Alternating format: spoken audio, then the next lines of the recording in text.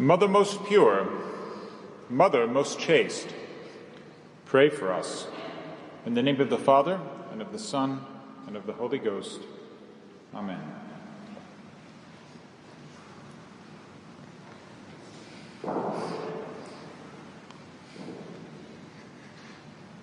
We all know the theme of this novena, and if we look in the bulletin, we know the vice that we must consider this evening.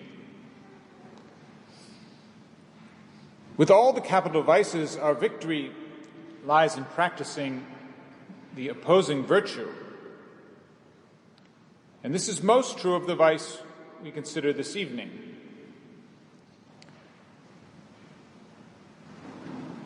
As is always my practice with sermons on this subject, I will not name the vice in question. It gets enough airtime as it is. The world today would never have us stop talking about it. St. Paul says this vice should not so much as be named among us. And tonight we are in the presence of our Blessed Lady. And so we shall only speak of chastity. Chastity is often known as the angelic virtue.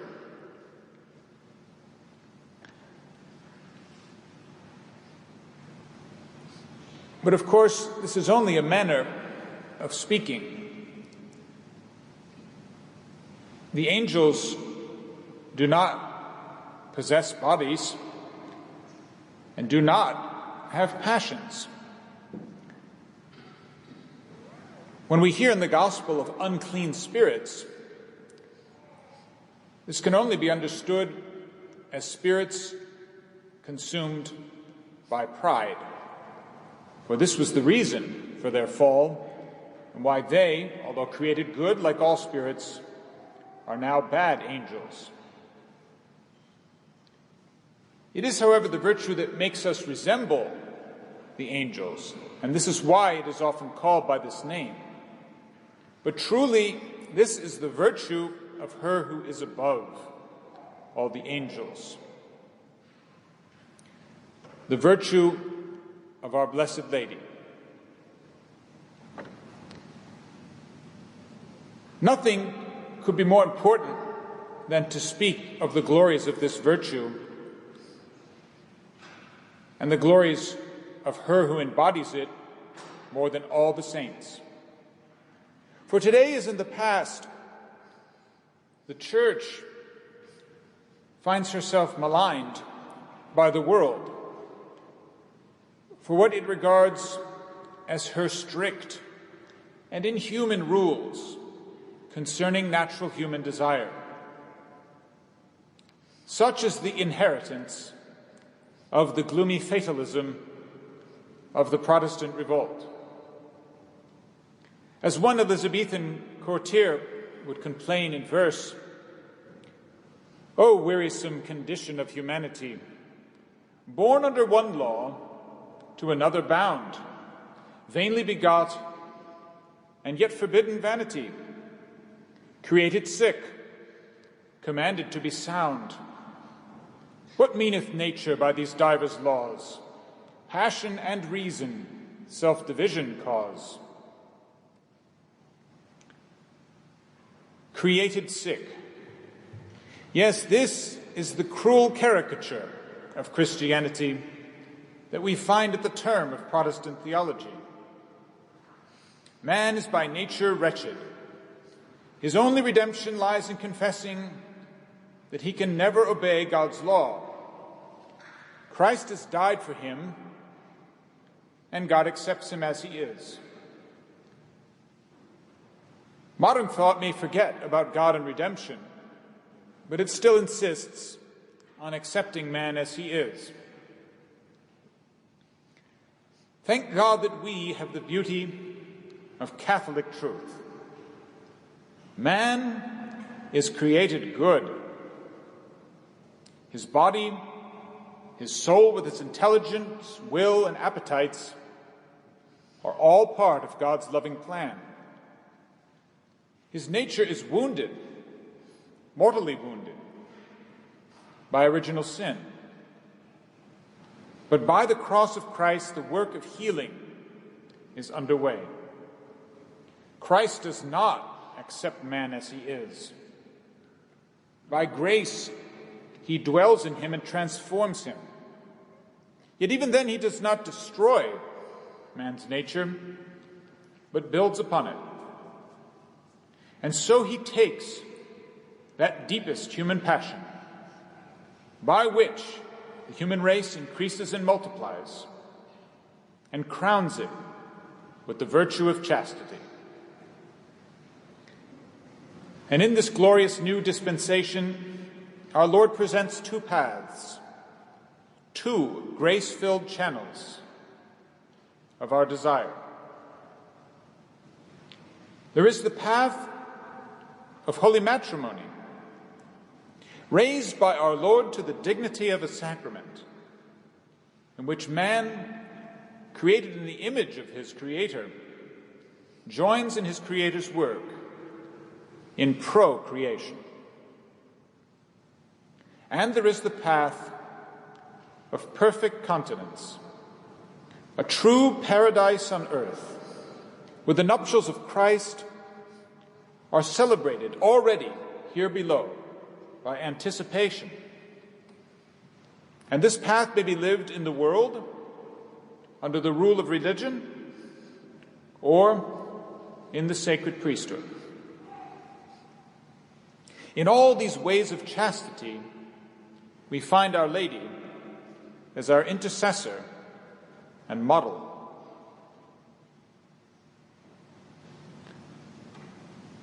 Married people should never forget that the first public miracle worked by our Lord in the Gospel was a miracle performed to bring joy to a wedding feast. And this miracle was obtained through the intercession of Our Lady. We find then in the married state the virtue of chastity beautifully joined to compassion, generosity, and obedience. Let it never be said that chastity is not truly a virtue for married people. It is the virtue by which they imitate the love of Christ for his church, as every married couple hears on their wedding day in the epistle of the Mass, taken from the Ephesians. Husbands, love your wives as Christ loved the church and laid down his life for her as a sacrifice.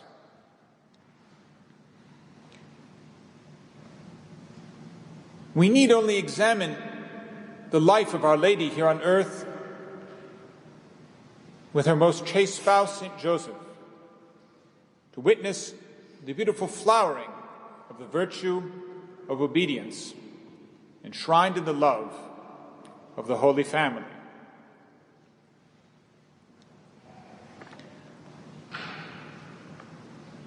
Our Blessed Lady, too, came from a holy family.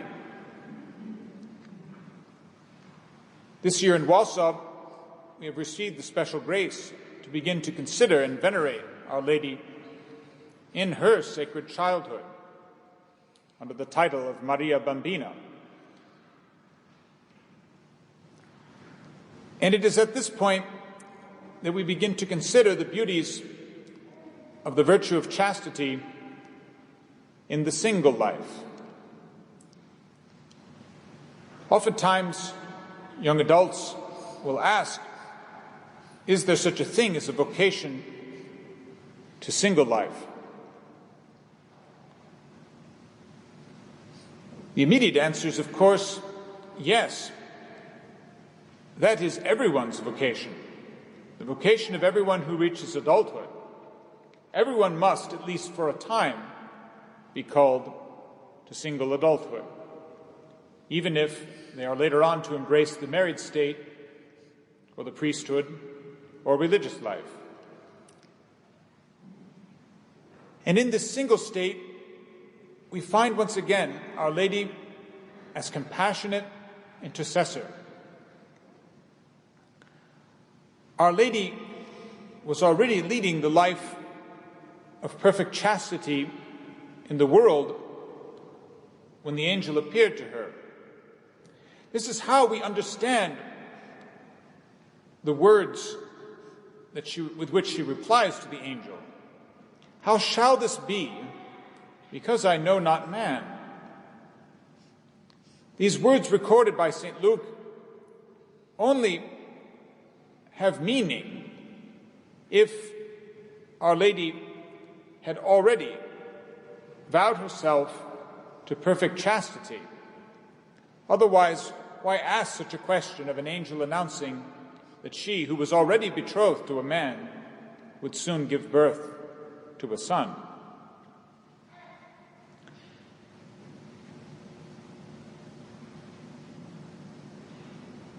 The path, then, of everyone, before embracing another state, is already to maintain what we call our baptismal innocence. That is, the innocence which we have from childhood, from the moment that original sin is effaced from our soul. Sanctifying grace rushes in, along with all the infused virtues, and we receive that character on our soul for all eternity, which allows us to receive all the other sacraments. This childlike innocence is something that we are all taught to keep and maintain by the example of our Blessed Lady. It is the state which we must find ourselves in if ever we hope to embrace another state of life. And if we never do, that is, if we remain in the world in this state, this is by no means any mark against us. For we are already living according to that state of life in which we shall find ourselves in heaven. Some people, however, are called to go one step further in this way, to live in the world, but not of the world, and so to leave the ordinary life of men and women, to leave ordinary human society and live according to a rule of perfection and observing to the fullest the counsels of poverty, chastity, and obedience. To such people are reserved especially the words of Our Lady in the presence of Saint Elizabeth. My soul doth magnify the Lord, and my spirit hath rejoiced in God my Saviour. The way of holy religion is the way of unspeakable joy. In the solemn profession of religious, reference is made to the holy sacrament of matrimony. By all means must we sound the glories of this great sacrament, as the Apostle does. But what we hear in that passage taken from the Pontifical is that whereas men and women here below who marry celebrate the sacrament, that is, they celebrate a visible sign of God's invisible grace, those who embrace Christ as their spouse in holy religion receive not the sacrament, but the reality. This is because no other state of life here below comes so close to the holy nuptials of Christ, to the complete marriage of the soul with Christ, which occurs in heavenly glory. This was the life led by Our Lady after her most chaste marriage to St. Joseph, when, as St. Francis de Sales says, she died that long death from the wound of love which she received on Calvary, and so every day increased in her the desire to be dissolved and to be at last with her Son.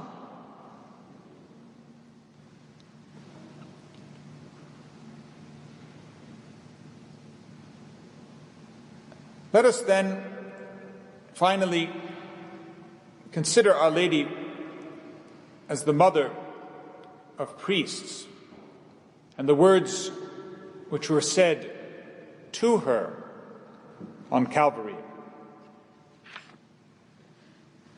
To prepare ourselves for this thought, let us consider another, not from St. John's Gospel, but from his first epistle, the very opening words. That which was from the beginning we proclaim, that which we have heard, which we have seen with our own eyes, which we have looked upon, and our hands have handled, the word of life. Consider these words for a moment. They might well have been uttered by the Holy Mother of God herself.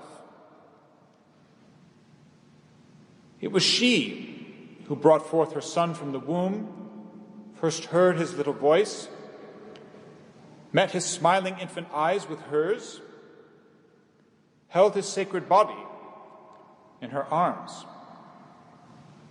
Yet these words are uttered by the Apostle St. John, ordained a priest at the Last Supper, and declared Son of Our Lady and her guardian by the mouth of our Lord on Calvary.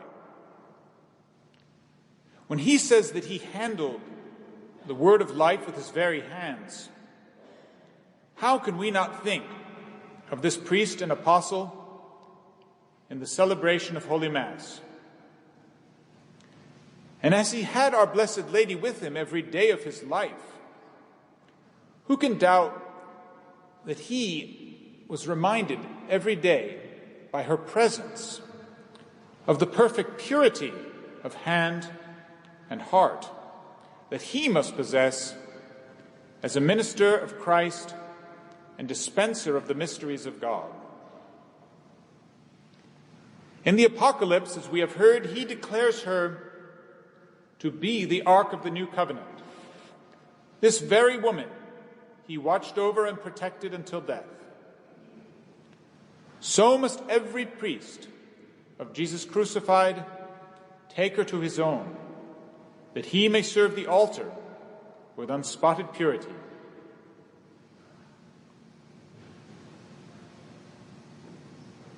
Truly, what a boundless joy is it for us to be here with Our Lady tonight and sound the praises of this virtue.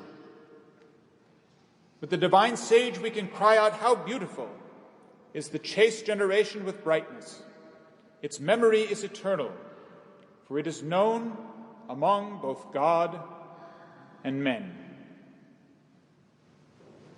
Rejoice, all you married people who generously guard this virtue within your married life, and generously give yourselves to the work of raising children.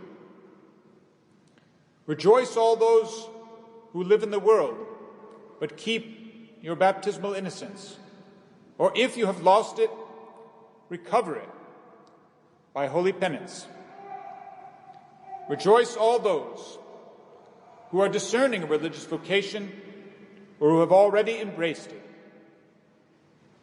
And rejoice, all ye holy priests of God, sons of Our Lady most pure. O Mary, conceived without sin, pray for us who have recourse to thee. Amen.